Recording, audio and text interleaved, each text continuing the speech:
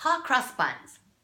First, you want to check out the time signature, which are indicated by 4/4. The first number on the top, 4, means that there are 4 beats in one measure, and then the bottom number 4 indicates that the quarter note gets the beat. So if you look at the first measure, there is a quarter note, followed by another quarter note, followed by what's called a half note, which gets 2 beats. So if you clap and count it, it will sound something like this. 1, 2, 3, 4.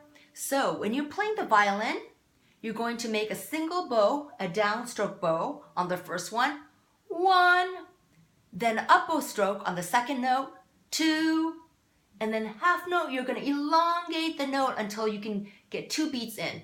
3, 4.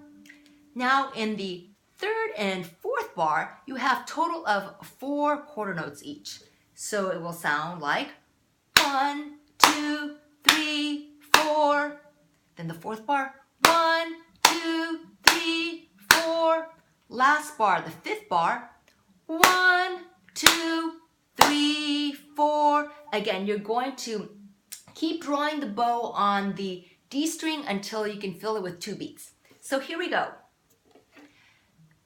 Also, you have the key signature, which are indicated by the 2 tic-tac-toe signs.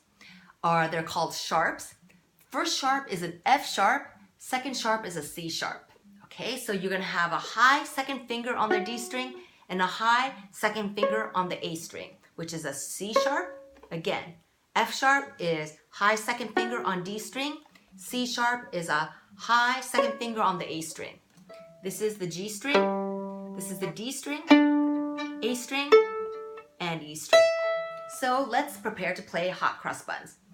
You want to get your advanced bow hold with the curved thumb inside the frog, like this, pinky curved, second finger, third and fourth here, and your violin on your left hand side, you're going to be placing the thumb right here at the neck. I'm going to place my bow on the D string at the frog and prepare my second finger. Here we go. I'm going to count 4 beats before we begin. 1, 2, 3, 4.